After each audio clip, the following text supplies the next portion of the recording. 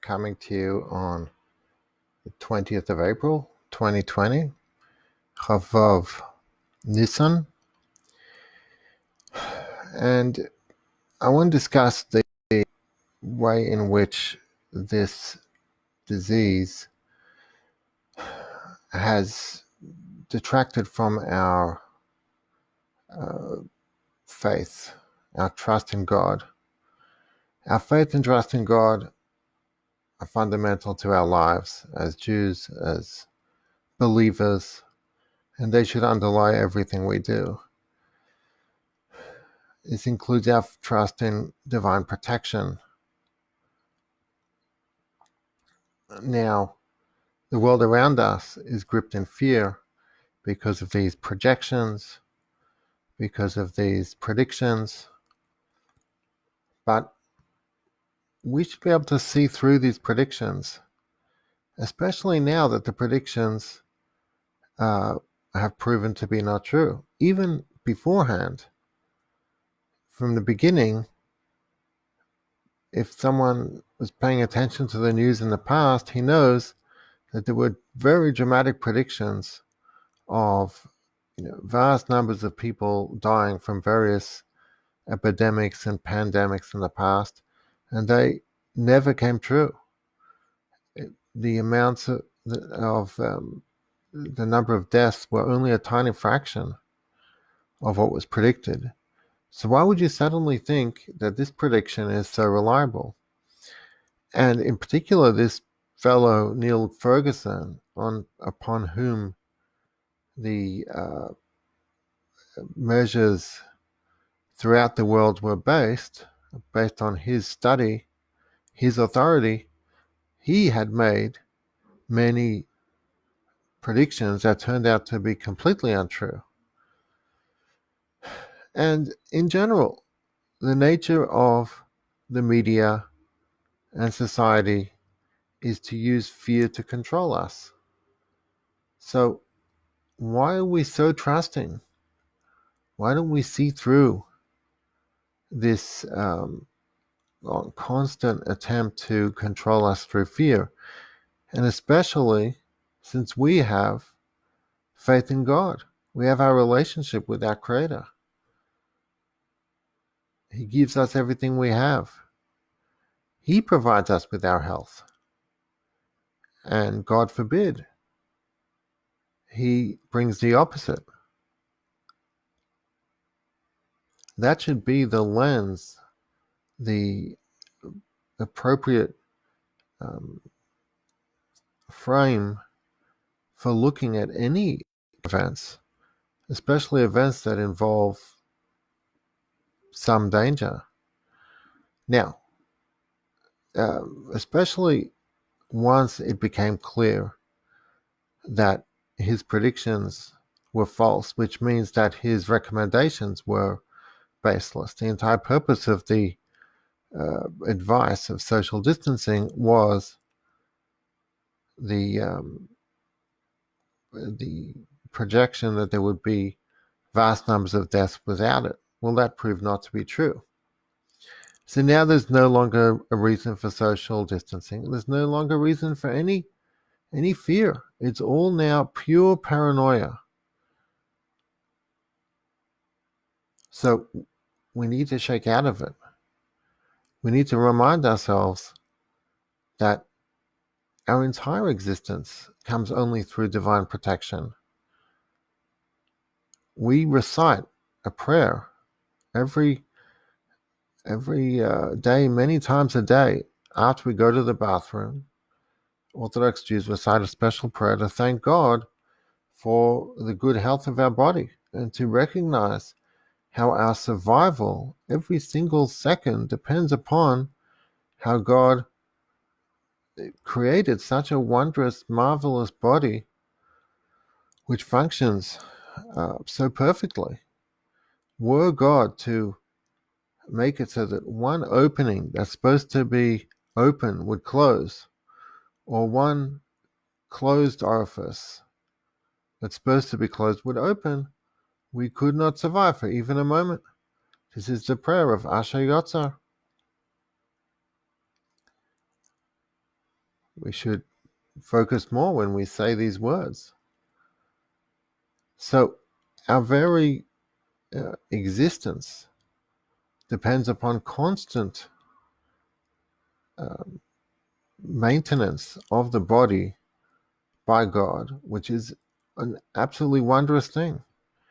And in particular, when it comes to disease, we have an incredible immune system, which, even science of today is only beginning to understand. And we can trust in God. He'll protect us. We don't need to do these dramatic, disruptive measures, especially now that, number one, the predictions didn't come true, and they didn't even come true in places where there were no measures taken. So you can't argue that the measures prevented the massive outbreak, because um, it's now been shown that even in places where there was no lockdown, there were no uh, mandatory measures. So even in those places, there was no massive exponential number of people dying. Conversely, in some places where the measures were taken, there were large numbers. It's still not exponential. Still not the vast, vast numbers that were predicted. Very, sad for those people who passed away. Obviously, we don't mean to minimize that when we discuss statistics, but if it's all about statistics, then we have to be able to discuss statistics. Um, so this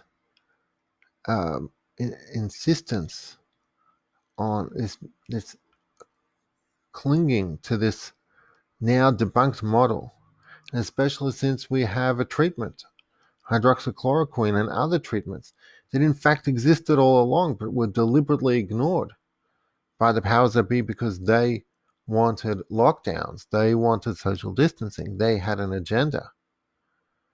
But the truth is that all along there was an effective treatment, and once you understand that, there's no need for all these measures.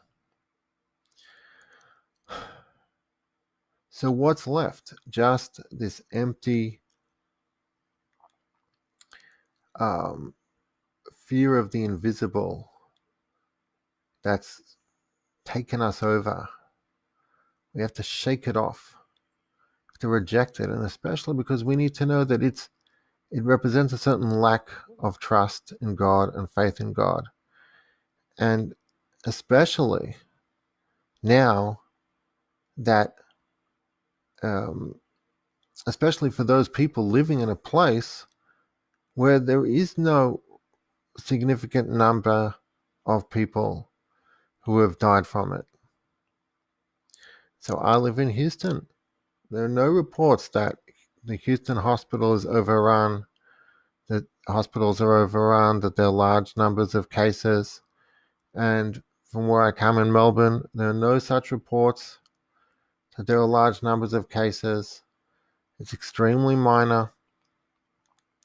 So it's one thing if you'd be living in New York, there'd be more of a case to make that these measures are necessary. But let's put that aside.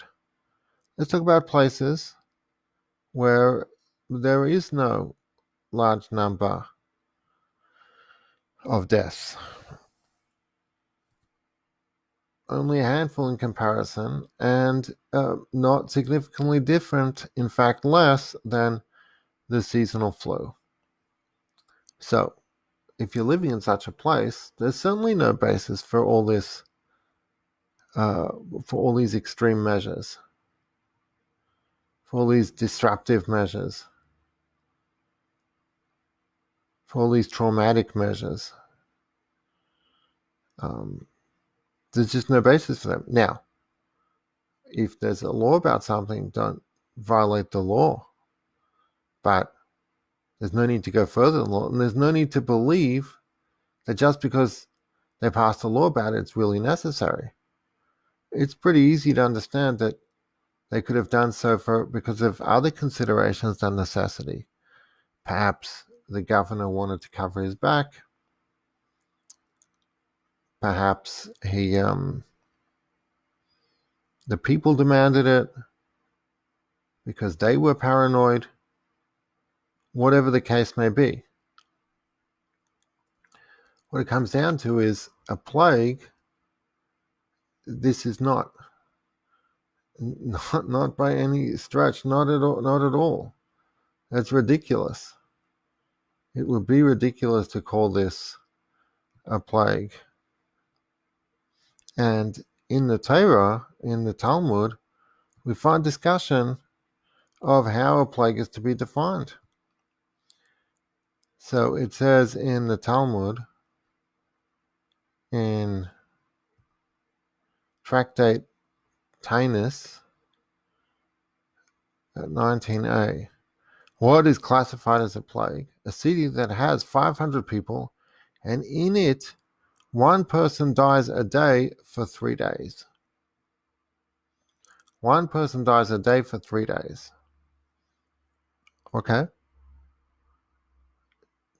Is that the case in Houston? Is that the case? Where is it the case that that percentage of people, 1 in 500, are dying, is dying in a row for 3 days in a row? We're not talking about numbers of people, we're talking about percentages of people over here. So, for example, if we take New York City, which has a population of 8,398,748 as of 2018, if you divide that by 500, that equals 16,797. And that means that that's the total number of people who would have to die per day for 3 days in a row for Jewish law to consider that a plague. So that's clearly not the case today, not even in New York, not even close. Now, that's not to downplay any deaths or sicknesses, but just because the world is following this very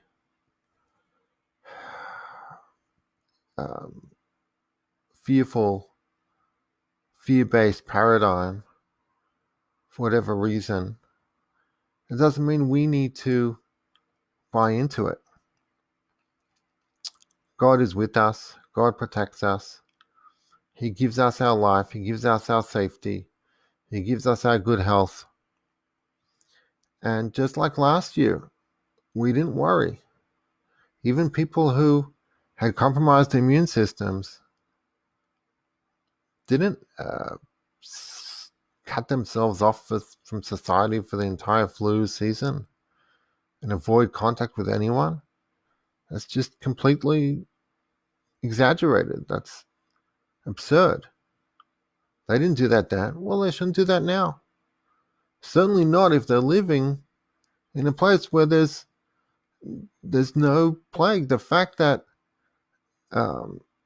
in another place in the world there are reports of very high numbers, it's irrelevant to where you're living. If in the place where you're living there are no such high numbers, it's just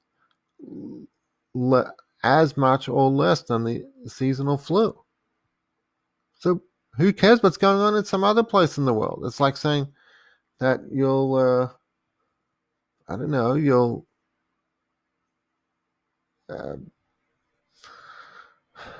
stock up on machine guns because you might get attacked by an army, a roaming militia in a place where there are never such problems.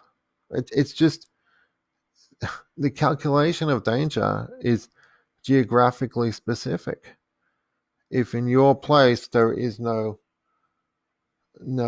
pattern There has to be a pattern. Like we said 3 times in a row, no pattern of a danger, then there's no reason to be afraid. So put aside your fear. There's not even any, even if there is reason to be afraid, we shouldn't be afraid. We should be afraid in a controlled way. But certainly when there is no basis to be afraid, there is no substance to it in terms of the place where you're living,